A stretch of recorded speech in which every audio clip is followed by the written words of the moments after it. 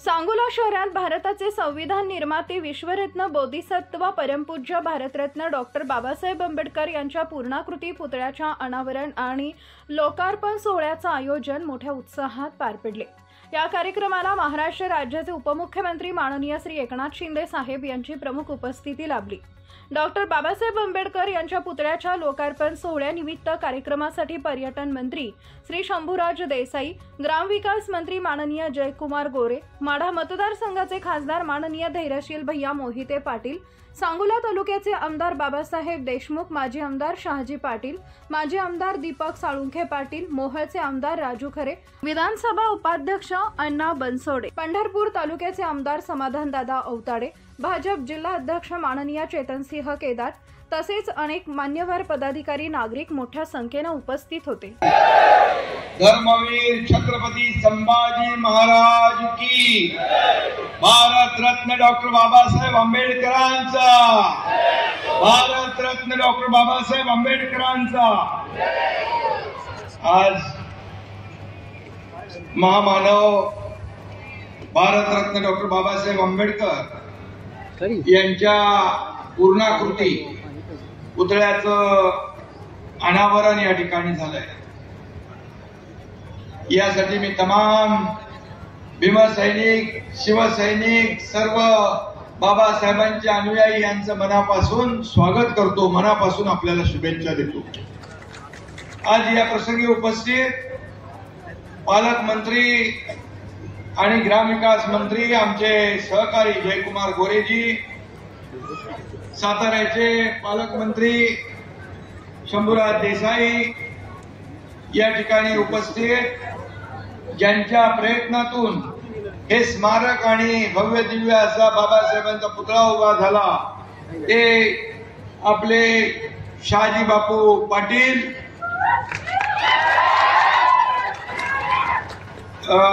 आमदार बाबासाहेब देशमुख, आमदार समाधान अवताडे, आमदार राजू खरे, दीपक आबा साळुंके, आयुष्यमान धम्मदीप बंदके, आपले बंतेजी, सर्वजण नावं घेत नाही पण सर्व बंतेजी, ज्योतिताई, शिवाजीराव, देवीदास, चेतन सिंग, महेश, सर्व व्यासपीठावरील सन्माननीय मान्यवर, महायुतीचे सर्व पदाधिकारी आणि कार्यकर्ते, माझ्या तमाम लाडक्या बहिणी, लाडके भाऊ, लाडके शेतकरी, लाडके ज्येष्ठ, सगळ्यांचं मनापासून मी स्वागत करतो आणि आज आपल्याला शुभेच्छा देतो। खरं म्हणजे बाबासाहेबांच्या पुतळ्याचं अनावरण झालं, स्मारकाचं अनावरण झालं, त्यापूर्वी मी आणखी एका सर्वसामान्य लोकांना जीवदान देणाऱ्या महाआरोग्य शिबिराला देखील भेट देऊन आलो। मला वाटतं बापू आपल्या सांगोल्यामध्ये एवढं महाआरोग्य शिबिर पहिल्यांदा झालं आणि त्या ठिकाणी जे जे कोणी रुग्ण येतील त्यांना पुढची जी काही ट्रीटमेंट, उपचार पाहिजे ते देखील विनामूल्य मंगेश चिवटे आणि त्यांची टीम मुंबई सारख्या मोठ्या हॉस्पिटलमध्ये करण्याचं देखील या ठिकाणी नियोजन केलंय। त्याबद्दल मी या आरोग्य विभागाच्या टीमचं पण मनापासून अभिनंदन करतो। खरं म्हणजे बापू, खरं म्हणजे तुमच्या लोकांचं प्रेम बघून एकदम ओके वाटतंय।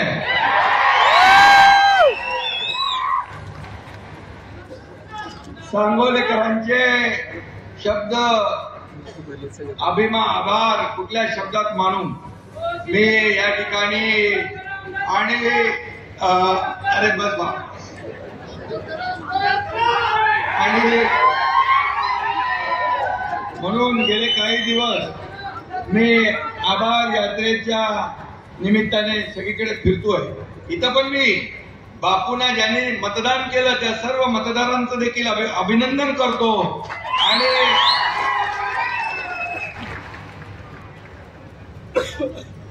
आभार तर मानलेच पाहिजे। आणि सांगोल्यात शहाजी बापूंना यश आलं नसलं तरी तेच तुमच्या हृदयातले नेते आहेत हे मला माहित आहे। आणि मगाशी म्हणाले जयकुमार, आमदार असू दे, नामदार असू दे, काही असू दे, एकनाथ शिंदे त्याच्या पाठीमागे आहे, त्याला काय चिंता, काय करायची गरज. कार्यकर्ता काम करणारा असतो, त्याला हार जितीची पर्वा नसते. आपले आमदार बाबासाहेब इथं बसले, त्यांनी मला काही कामं सांगितली. मी त्यांना सांगितलं बिलकुल चिंता करू नका.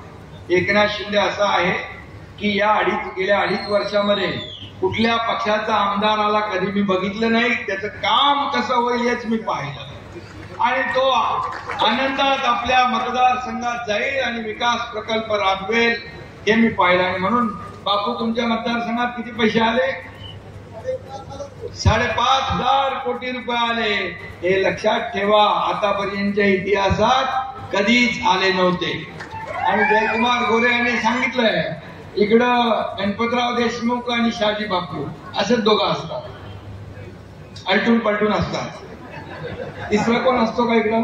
तिसरा कोण नाही. त्यामुळे मी आपल्याला एवढंच सांगतो, अनेकदा काम करून यश मिळत नसतं, निराश व्हायचं नाही, काम करत राहायचं. आणि म्हणून लोकांनी मला काय दिलं यापेक्षा मी लोकांना काय दिलं आणि काय देणार हे लक्षात ठेवायचं आणि काम करायचं. आणि म्हणून मी आपल्याला एवढंच सांगतो बापू, एखादी मॅच हरला म्हणून विराट कोहलीची बॅट थंड पडत नाही.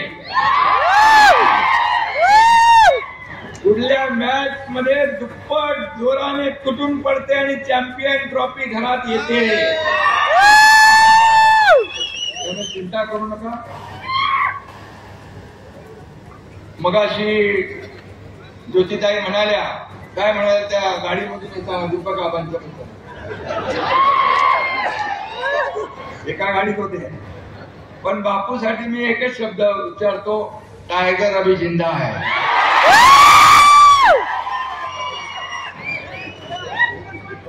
अरे त्याला काय वाऱ्यावर सोडणार नाही.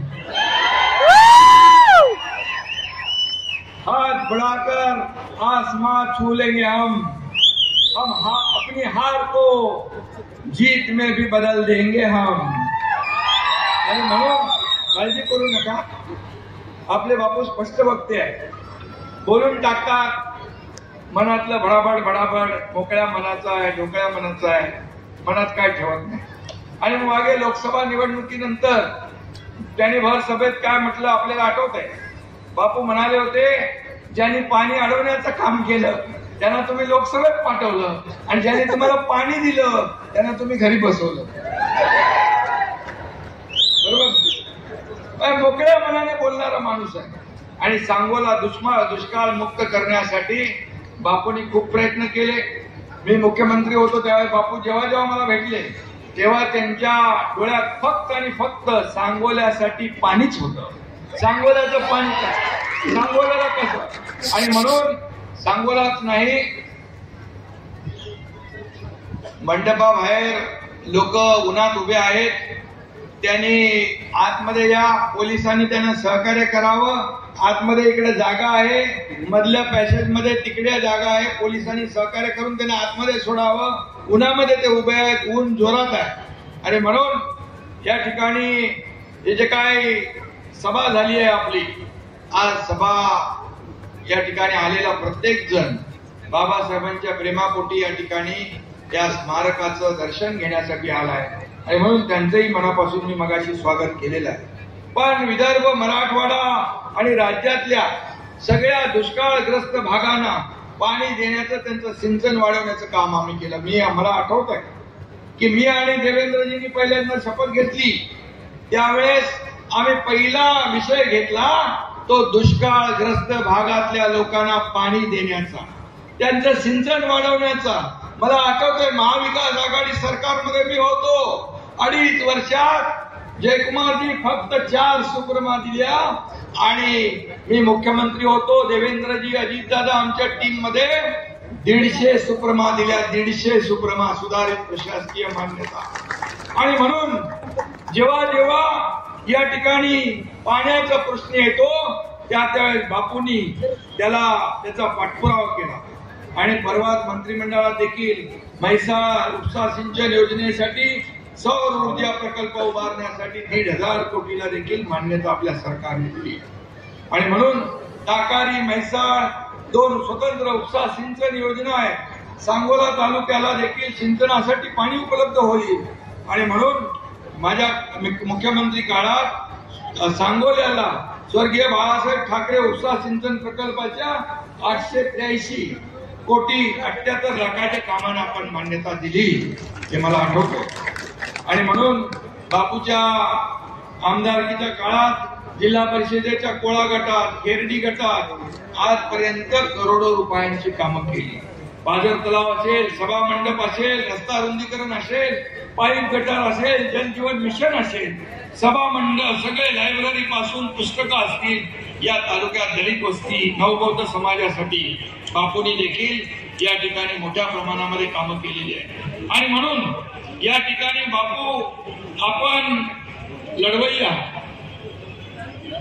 लढवय्या माणूस आहे. अन्याय दिसला तर सत्तेवर लाथ मारून उठतो, मदतीसाठी धावून जातो, तोच खरा शिवसैनिक असतो. हे बाळासाहेबांचा मंत्र दिलेला, बाळासाहेबांचा जो 80% समाजकारण 20% राजकारण, या त्यांच्या मूल मंत्रावर आम्ही चालतोय. खरं म्हणजे बापू भरवशाचा माणूस आहे आणि अडचणीच्या काळात धावून जातो. आणि म्हणून खरोखर सांगतो, आम्ही जेव्हा उठाव केला, शंभूराजीचा आहे, आम्ही जेव्हा उठाव केला तेव्हा पहिल्या दिवसापासून बापू माझ्या बाजूला खांद्याला खांदा लावून पहाडासारखा उभा होता. आणि सगळे स्ट्रेस मध्ये होते तिकडे सगळे. तेव्हा तर मोठं ऑपरेशन होतं. मी डॉक्टर नसलो तरी मोठमोठे ऑपरेशन करतो मी. आणि त्यातलं एक मोठं ऑपरेशन होतं. आम्ही सगळे स्ट्रेस मध्ये होतो, पण बापू विनोद करायचे, बापू गप्पा मारायचे, बापू सगळ्यांना हसवायचे. अख्ख्या गुवाहाटी मधला पर्यटन व्यवसाय वाढून डबल नाही चौपट केला बापूच्यामुळे झाला. काय ती झाडी, काय ते डोंगर, बापूचा डायलॉग. आणि मी काही रिअल इस्टेट आपले बिल्डर आहेत ना, त्यांच्या जाहिरातीमध्ये पण बघितलं. बापूला माहित नाही, बिना रॉयल्टीचं लावलेलं दिसतंय. आणि म्हणून या ठिकाणी बापू एक मजेदार कार्यकर्ता आहे. लोकांना सुखदुःखामध्ये धावून जाणार आहे. आणि आपल्या लाडक्या शहाजी बापूंनी एकदा ठरवलं, मग हाताचं काम पूर्ण, घेतलेलं काम पूर्ण केल्याशिवाय बापू स्वस्थ बसत नाही, थांबत नाही, अशी बापूंची ख्याती आहे. आणि म्हणून या ठिकाणी बापूंनी अनेक विकास कामं केली. मी देखील निधीसाठी कधी हात आकडता घेतला नाही. त्यावेळेस मला माहित आहे, माझ्याकडे आलेला प्रत्येक माणूस त्याच्या कागदावर मी सही केल्याशिवाय त्याला पाठवत नव्हतो. आणि तो अर्ज पुढे कुठे गेलाय, कुठल्या डिपार्टमेंटला गेला, याचा फॉलोअप देखील आमचं डिपार्टमेंट मुख्यमंत्री सीएमओ घेत होते. आणि अशा प्रकारे आमची टीम, मी आणि देवेंद्रजी पहिले सुरुवातीला होतो, नंतर अजितदादा आले, आणि एक टीम म्हणून आम्ही काम केलं. आणि मला आठवत आहे की 2.5 वर्ष आम्ही पायाला भिंगरी लावून या महाराष्ट्रामध्ये फिरलो. आणि त्यामुळेच या ठिकाणी झालेल्या विधानसभेच्या निवडणुकीमध्ये लोकांनी कामाची पोचपावती दिली, दैदिप्यमान विजय दिला. आणि लँडस्लाइड मॅन्डेट एवढं कधी महाराष्ट्राच्या इतिहासामध्ये 232 का आपले किती 232 आमदार आले, ही किमया तुम्ही मतदारांनी केलेली आहे. आणि म्हणून तुमचे मी आभार मानतो. खरं म्हणजे गतिमान सरकार आणि विकास काय असतो त्याचे सगळे विक्रम आम्ही त्या काळामध्ये मोडले. आणि म्हणून मी आज बघा सीएम होतो त्यावेळेस, आणि आता देवेंद्रजी मुख्यमंत्री आहेत. मला सीएम मी होतो त्यावेळेस लोक म्हणायचे चीफ मिनिस्टर, मी म्हणायचो सगळ्यांना सीएम म्हणजे कॉमन मॅन. आता देवेंद्रजी मुख्यमंत्री आहेत, मी डीसीएम आहे. आता मी म्हणतो डीसीएम म्हणजे डेडिकेटेड टू कॉमन मॅन, सर्वसामान्य माणसाला समर्पित. कारण सर्वसामान्य माणसाची नाळ तुटता कामा नये. आपण जमिनीवरचे कार्यकर्ते आहोत. आपण खरं म्हणजे सर्वसामान्यांमधले कार्यकर्ते आहोत. आणि म्हणून पण मी पदावर खाली होतात, सत्ता येते, सत्ता जाते, पुन्हा येते, पद येतात, जातात, पुन्हा येतात.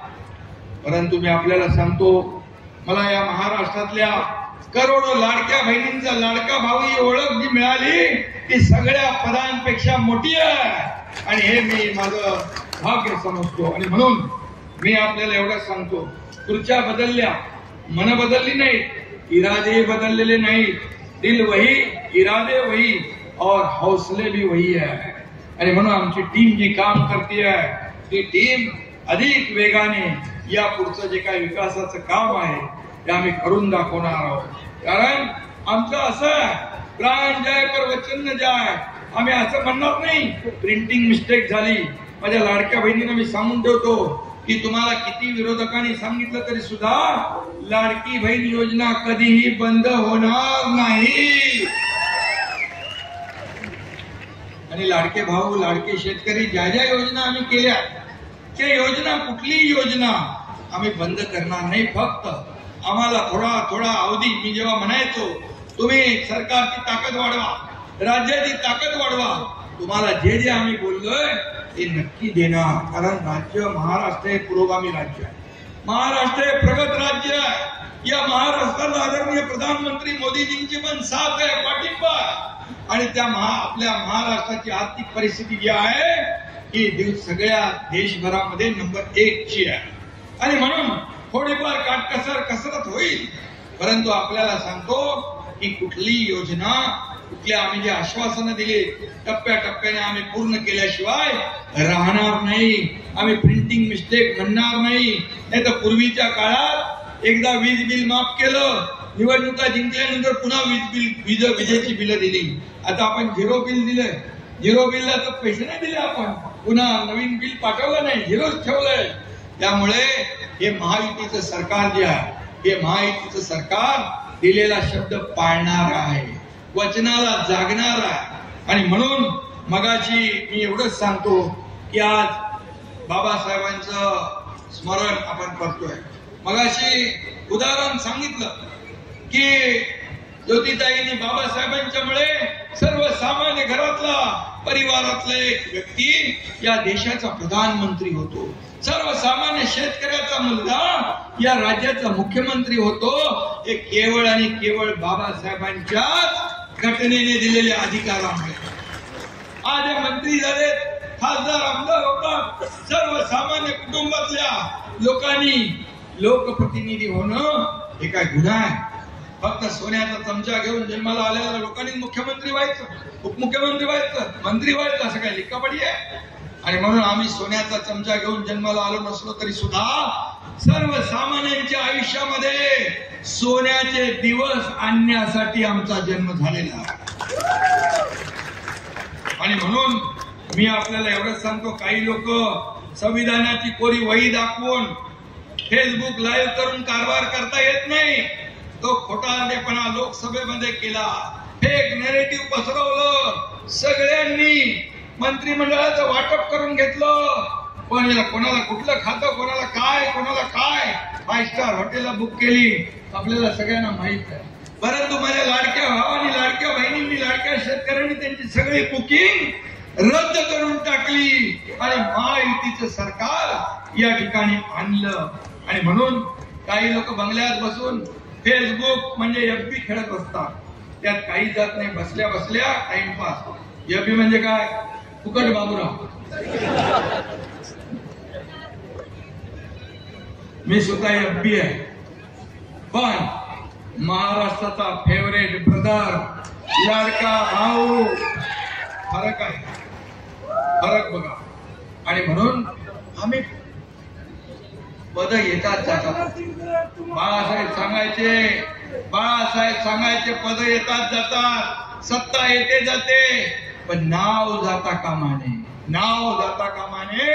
आणि म्हणून ते नाव राखण्याचं काम आपल्याला करायचं असेल तर या महाराष्ट्रातला विकास जो आहे अधिक वेगाने आपल्याला करावा लागेल. आणि म्हणून मी आपल्याला एवढंच सांगतो की शिवसेना 80 जागा लढल्या, 60 जागा जिंकल्या. आज जे आमच्यावर बेईमानीचा शिक्का लावतात, आमच्यावर आरोप करतात, काय एकनाथ शिंदे शेतकऱ्याच्या मुलानं मुख्यमंत्री झालं, तुमचं का पोटदुखी? 2.5 वर्षात तुम्ही घरी बसला, हा 2.5 वर्षात लोकांच्या दारात गेला, घरात गेला, शेतावर गेला, बांधावर गेला. माझ्या लाडक्या बहिणी, लाडक्या भावांसाठी, शेतकऱ्यांसाठी योजना केल्या का पोटात दुखतंय तुमच्या? आणि म्हणून बाळासाहेब सांगायचे, कार्यकर्ता घरात नाही लोकांच्या दारात शोभून दिसतो. आणि म्हणून आम्ही शासन आपल्या दारी घेऊन आलो. का शासन आपल्या दारी काय होतं? का योजना पूर्वी नव्हत्या? का लाभार्थी नव्हते? का लाभ नव्हते? सगळं होतं, पण सर्वसामान्य माणूस कटकट नको म्हणून ते लाभ सोडून देत होते.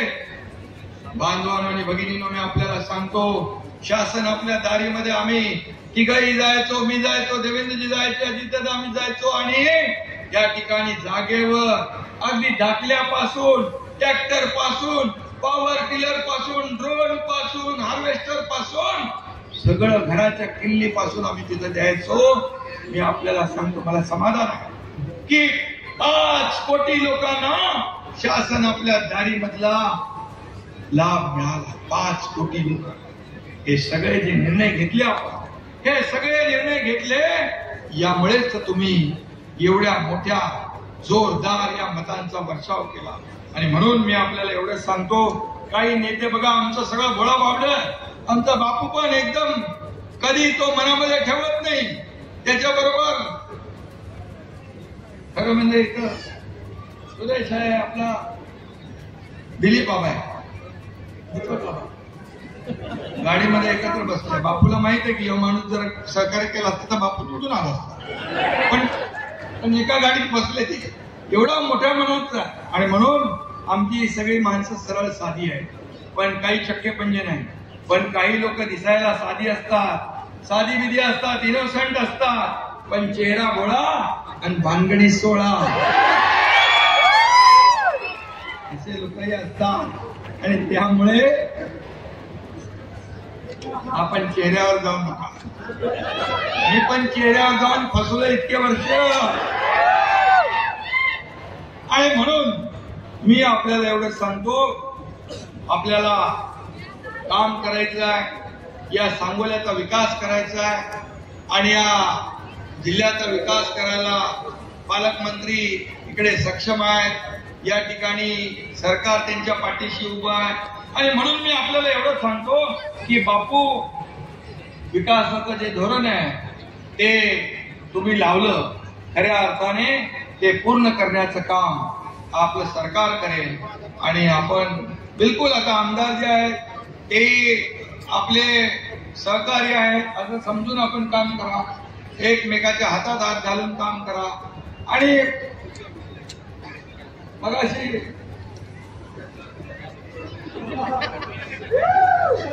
जयकुमारने सांगितलेलं आहे, इकडे 2च लोक असतात, तिसरा येत नाही.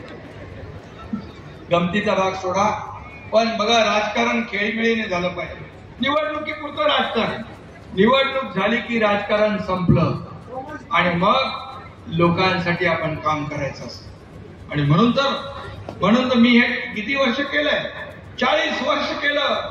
म्हणून तर मी एक शाखा प्रमुख, ते राज्याचा मुख्यमंत्री होऊ शकलो, ही भूमिका ठेवली म्हणून.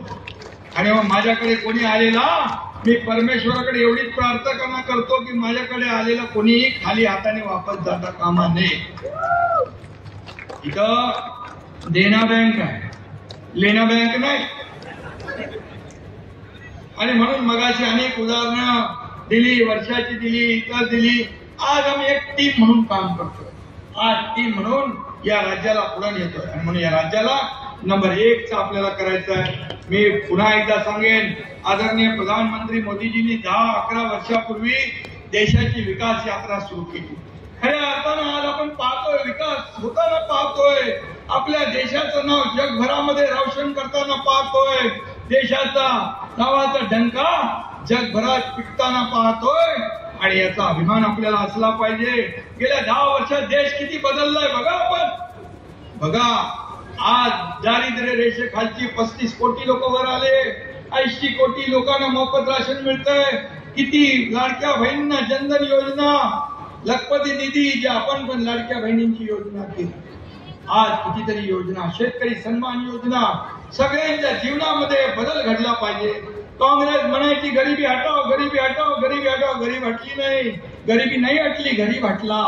परंतु आपल्या या सरकारच्या काळात, केंद्र सरकार मोदीजींच्या काळात गरिबी हटवण्याचं काम केलं. सर्वसामान्य माणसाच्या जीवनामध्ये बदल घडवण्याचं काम केलं. तेच काम आपल्या राज्यामध्ये आपण करतोय.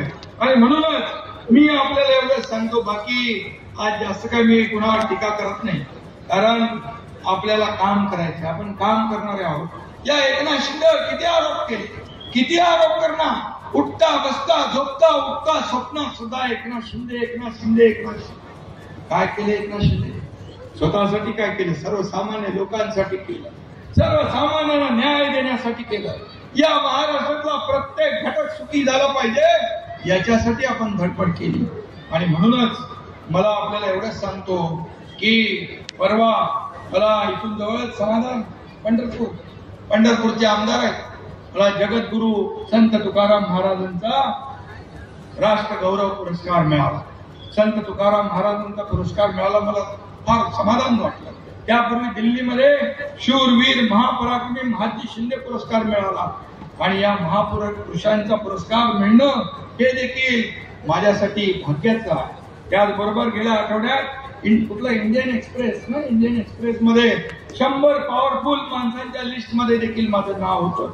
मी काय स्वतःची तारीफ करत नाही. मी मुख्यमंत्री नसताना मिळालेले पुरस्कार आहेत, हे तुमचे पुरस्कार आहेत, हे जनतेला मिळालेले पुरस्कार आहेत. आणि म्हणून मी जेव्हा जेव्हा मला जे पुरस्कार मिळतात मी ते जनतेला सुपूर्द करतो, जनतेला अर्पण करतो. मी एक असा कार्यक्रम. आणि त्यामुळे मला किती तुम्ही आरोप केले तरी सुद्धा मी बिलकुल आरोपाला कामानेच उत्तर देणार, आरोपाला आरोपातून उत्तर देणार नाही.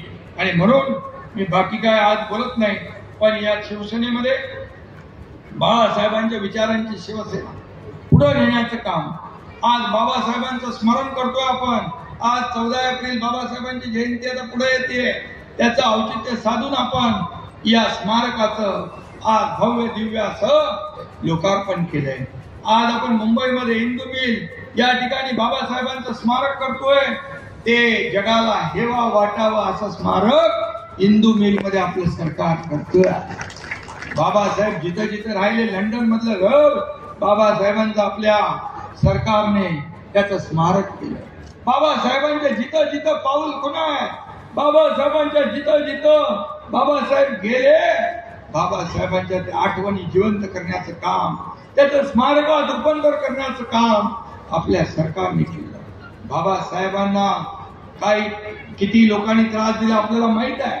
जे बाबासाहेबांचं संविधान म्हणून संविधान खतऱ्याने म्हणणारे, बाबासाहेबांना निवडणुकीमध्ये पराभूत करणारे हेच लोक होते. बाबासाहेब देखील म्हणायचे काँग्रेस हे जळकं घर आहे, सावध राहा. बाबासाहेबांचं स्मारक, बाबासाहेबांच्या आठवणी, बाबासाहेबांचं जे काही म्हणजे मोठेपण आहे, ते मोठेपण बाबासाहेबांनी घटना लिहिली.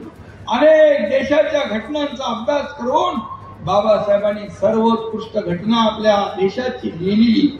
आणि त्याचा आदर्श घेऊन आज केंद्र सरकार काम करतंय, मोदीजी काम करतायत, इथं आपलं महायुतीचं सरकार काम करतंय. बाबासाहेबांच्या आदर्शावर आपण चालतोय. म्हणूनच सर्वसामान्य माणूस, दलित, शोषित, पीडित हा मुख्य प्रवाहामध्ये आला पाहिजे. त्याला न्याय मिळाला पाहिजे, त्याचं जीवन बदललं पाहिजे, त्याच्या आयुष्यामध्ये चांगले सोन्याचे दिवस आले पाहिजे. हे काम आपण करतोय. आणि म्हणून हे राज्य आता सगळ्या क्षेत्रात पुढे एक नंबरला आहे. आता मध्ये मी जेव्हा दावोसला गेलो तेव्हा 2 वेळा 7.5-8 लाख कोटी रुपयाची आपण इन्व्हेस्टमेंट आणली. आता देवेंद्रजी गेले 15 लाख कोटीची इन्व्हेस्टमेंट आणली. 25 ते 26 लाख कोटी, 25 ते 26 लाख लोकांना रोजगार मिळतोय. परवा आम्ही मुंबईमध्ये केले. खूप मोठ्या प्रमाणावर लोक येत आहेत. आपल्या राज्यामध्ये इंडस्ट्री फ्रेंडली स्टेट झालेला आहे. आपल्या राज्यामध्ये उद्योग आले तर तुम्हाला नोकऱ्या मिळणार. इथं MIDC आहे की नाही, MIDC बापू आपल्या इकडं जर तुम्ही जागा दिली तर उद्योग मंत्र्यांना मी सांगेन की MIDC देखील आपल्या इथे झाली पाहिजे. पालकमंत्री महोदय, आपण पाठपुरावा करा, आमदार आहेत आणि म्हणून बापू या ठिकाणी आपलं हे सरकार जे आहे रिझन देणारं नाही, ऑन द स्पॉट डिसिजन घेणारं सरकार आहे, रिझन देणारं नाही, ऑन द स्पॉट डिसिजन घेणारं आहे. आणि म्हणून मी आपल्याला एवढंच सांगतो, आमच्या लाडक्या बहिणी, लाडके भाऊ, लाडके शेतकरी, लाडके ज्येष्ठ या सगळ्यांचं मनापासून मी अभिनंदन करतो. आणि पुन्हा एकदा एवढंच मी सांगतो की शहाजी बापू, आपण जरी पराभूत झाला असाल तरी जबाबदारी आपली संपलेली नाही. बघा, लोकांमध्ये किती तुमच्याबद्दल क्रेज आहे. मी रस्त्यावर येताना पाहिलं तुमच्याबद्दल किती क्रेज आहे लोकांच्या. खरी लढाई तर आता सुरू झालेली आहे आणि त्यामुळे मी आपल्याला सांगतो, तुम्हाला इथं आता पक्ष म्हणून मी सांगतो, शिवसेना वाढीचं काम तुम्ही करताय. गाव तिथे शिवसेना, घर तिथे शिवसैनिक, या सगळ्या गोष्टी आपण करतात. महायुती आहे, आपलं महायुतीचं हे व्यासपीठ आहे आणि म्हणून महायुती मजबूत करण्यासाठी येणाऱ्या प्रत्येक निवडणुका आपल्याला जिंकायच्या आहेत. आणि म्हणून त्यासाठी एवढंच सांगतो, बापूंना देखील मी असं मोकळं ठेवणार नाही, बापूला देखील जबाबदारी देणार. आणि त्यासाठी मी आपल्याला पुन्हा एकदा, आपण एक मोठं पुण्याचं काम आज केलं. बाबासाहेबांचं स्मारक इथं मला आल्यानंतर कळलं की त्यावेळी मुख्यमंत्री असताना 2 कोटी रुपये पुतळ्याला मला सांगितलं. मला तर आठवतही नाही, कारण मी कधी काम बघितलं नाही. कुठलं काम आहे बाबा, हे काम आहे कसा, आणि कुठल्याही ह्याच्यावर मी कधी कुणाला किती पैसे दिले, फक्त विकासासाठी देतोय एवढी जाणीव मला होती. माझं या हाताला दिलेलं या हाताला कधी कळू दिलं नाही मी. माझी पद्धत आहे. आणि म्हणून मगाशी मी आरोग्य शिबिरात गेलो, तिथे आरोग्य शिबिरामध्ये तुडुंब गर्दी होती. तेही मी आपल्याला सांगतो, महाविकास आघाडीच्या काळात 2.5 वर्षात 3 कोटी रुपये दिले होते. या एकनाथ शिंदे मुख्यमंत्री असताना 2.5 वर्षात 450 कोटी मुख्यमंत्री सहायता निधीतून दिले आणि जवळपास 60 ते 70 हजार लोकांचा जीव वाचवण्याचं काम, हे पुण्याचं काम. शिबिराचं देखील आयोजन आज या ठिकाणी झालं आणि म्हणून मी पुन्हा एकदा आपल्याला मनापासून धन्यवाद देतो. इथे एक चिठ्ठी आलेली आहे की बाबासाहेब आंबेडकर स्मारकास आणखी 50 लाख रुपये बापूंची मागणी आहे. काय 50 लाख रुपये पाहिजे? 50 लाख रुपये बाबासाहेबांनी तर आपल्याला पैसे दिले, बाबासाहेबांच्यामुळे आपण सरकार चालवतोय. त्यामुळे 50 लाख रुपये तुम्हाला आत्ता मी तुम्हाला इथून विमानात बसेपर्यंत तुमच्याकडे ऑर्डर येईल 50 लाख रुपये.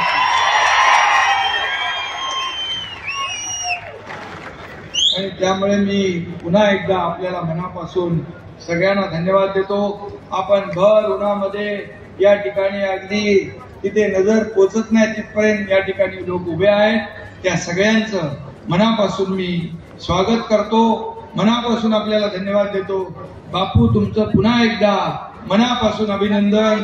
बापूकडून लक्षात घेतलं पाहिजे की मनाचा मोठेपणा कसा ठेवायचा असतो. माझं आणखी मन मोठं होणार आहे तुमच्याकडे बघून. पुन्हा एकदा शुभेच्छा, धन्यवाद. जय हिंद, जय महाराष्ट्र, जय भीम.